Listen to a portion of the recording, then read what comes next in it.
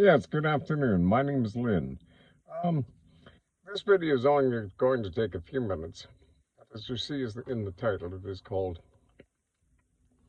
In a State of Flux. Now, state of flux is an undetermined aspect of things, or if your life is in flux, it's a state of non-determination but transitioned into something else. That was loosely defined by a philosopher some 500 BC.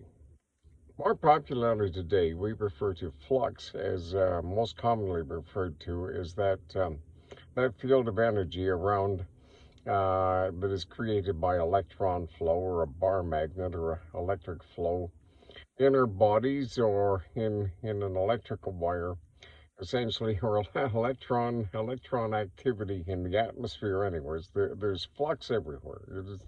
It is the magnetic field that is generated as a result of electron activity in a moving capacity. That being said, you have you've got a new thing here, or a new innovation that on our utility systems in the last several years called that smart meter. It is put on at the house. It's not a mechanical counting machine; it is a digital.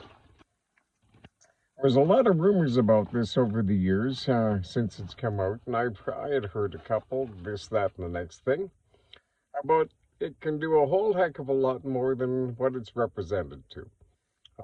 Apparently, the sensibility why they're changing them over is one thing, while the old mechanical ones, they're not as efficient and they get drag, and they're not charging you as much as you should. So when you get a new one, a new digital meter, often you will be paying a few points more on your regular power bill, but that's because you're paying what you should now. I found out that that is somewhat of a level of falsehood. I'll give further details later. So, understanding about flux, I'm going to give you another insight. High-speed internet. Um, the communication aspect of high-speed internet is not performed inside the fiber optic tube or within the wire itself. Actually, all communications with high-speed internet occur on the flux on the exterior of the electron flow that is being being activated and created by by the actual activity within the wire of the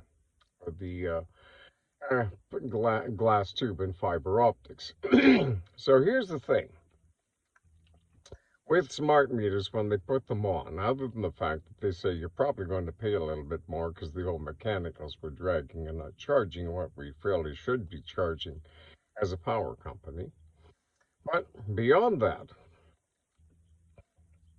the other thing is the convenience is, well, we don't have to come out to the house to read your power anymore. We can read it from the office, or we can say, for example, if you're delinquent on your bill, but you've got to have power, they can choke down your power with a click of a mouse or one thing like that. Another rumor I had heard a few times was that they can tell relatively what's running in a house and what's not. And I thought, well, that's all very good. But an incident happened to me a couple of winters ago, with a heater after our smart meter had been changed or over to a smart meter from the old one. But I noticed that fall as far as in one room, as far as the temperature in the room against the one heater. And it was working as efficiently as the year before because that style of heater, it heats that much, and if not, it doesn't. It's either working or it isn't. So here's the thing. I noticed the year after the smart meter put on, in certain temperatures when it was getting cool, that heater was not keeping the warm as comparatively warm as the year prior at the same relative temperatures. And when the temperature really dropped down, when the one heater prior would work, well, all of a sudden there had to be two. I started checking on some things, quantifying a few things, and well, gee, there's something a little bit more about that smart meter than one might think. But I'm going to get into some other realities now, and I'm not saying that actually happens in these smart meters or at central office or someplace external, But here are some realities and capabilities of a smart meter and flux communication. Did you realize that because everything in a house or as far as an appliance and that would have a specific flux signature to it? So much so that actually, as far as interpretive, from a long ways away externally through your smart meter, if they have the right control board, can pretty well tell what electronics you have in there, pretty much the model number, and the this, the that. And as well as that, it's been known for a long time humans emit an electronic or an electromagnetic image of themselves because you've got blood vessels that have a molecular electromolecular activity, yeah, which emits a magnetic image. Everybody has one as a specific and singular as a fingerprint, and it is known for reality as a result of that. If you're imaging or sensitivity, as much as realistically you're watching that television, yes, it can be watching you. And that is a reality. That is a capability. Who's to conclude whether it is or not, but it is a total capability on the basis of the known science and physics of technology. Okay, the other thing about it is let's say, for example, some electronics company might be in good with the people as far as the knowledge about how flux dynamics and smart meters work, or in tight with the power company, or gosh, only knows. But let's say they could just do a broad scan, general read on the system, and all of a sudden they get feedback, and boy, well, let's say it's XYZ television company. They get some feedback, and boy, we sure make good televisions. Look at all these televisions out there that are 6, 7, 8 years beyond warranty, and they're still working really good. We make a really good television, which is good for making good televisions. But this is really bad for a publicly traded company whose obligation is to make more and more profits. We should be selling more and more televisions. So again, here's the capability of flux dynamics and smart meters and being able to read specifically what's going on in the house. Well, somebody here might know somebody else or coming up and trying to turn the dial and hit the mouse right. All of a sudden, an accumulative boosting inductive assist specifically shaped charge and momentum off of the power within the power cords of something in the house with this magnetic signal can specifically take a romp right through houses and that right into the system. And all of a sudden, my gosh, that television had a little micro sparky, and it's not working anymore. So the guy sitting on his couch goes, "My television is not working anymore. I guess I'll pick up my smartphone, and I guess we're gonna have to buy a new one." And he gets out there and scrolls, and the first thing he sees on whatever site he goes to, maybe it's subliminal cue dependent recall or all these things that we know that are out there. But at any rate, the first place he hits, why isn't that nice? And what a coincidence. That same television company, they've got another television and it's on sale. And I can replace mine. Boy, I think I'll buy it. What a coincidence. Life is so convenient how some things just happen. My gosh, my television just blew up. And I flip on the phone, and there's one for sale. That's a bit of an inconvenience, but isn't that convenient? I found one on sale. And right after mine blew up, I guess the big guy is really looking after me, or perhaps ABC TV company and some other people kind of got together and had things work out that way. The obligations of making more and more profits for a publicly traded company whose obligation it is to do just that. So if it's television or a computer or things like that, this is an entire possibility. So here's the thing about it. Just on a simple aspect, and with this power thing, they can choke down your power and basically cinch you down so you're paying the same power bill, but you're getting less power. So, and an electric and a publicly traded power company obligation to make more and more profits. Possibly they're doing that. But here's the thing.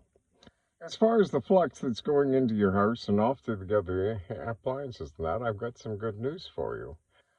My background has been, I went to university for a couple of years, but I was also with some corporations that had large engineering concerns in the background. I was in sales and marketing and that in numerous different industries. When I worked with SaskTel, I worked at my basic electricities and other things just in different capacities. We had another highly sophisticated electronic surge and protection system that I marketed for many years. As far as electricity, physics, quantum physics, field physics, magnetics, inductives, all those things, I've got a pretty good grasp on it. And as a result of how well I found those guys, well, if that's the case, if just on the simple thing, if they're choking down your power and stuff, well, you could kind of make it a little honest and confuse the flux so they can't communicate. I mean, the power can go into the house, but once it's in there, what's going on is really nobody's business but the people in the power in the house. And well, as far as what the smart meter at that point, then it's just going to basically provide power, and the power company can click the mouse and read and see how much you've used each month, and you'll be getting a fair value of power for your dollar.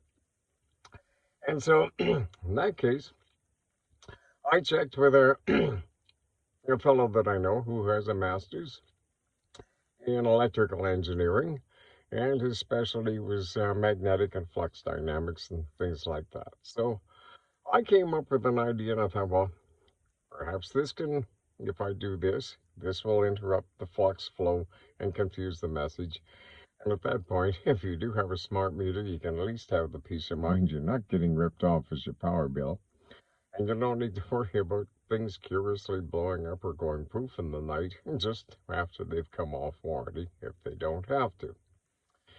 So I did a little bit of research, figured that was good, phoned up the guy with the master's in electrical engineering, did a double check. He says that'll work. Well, here's a couple of tweaks, so fine, I've got the system.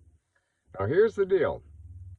If you would like me to do this for you, it's a simple process in the home or in the business.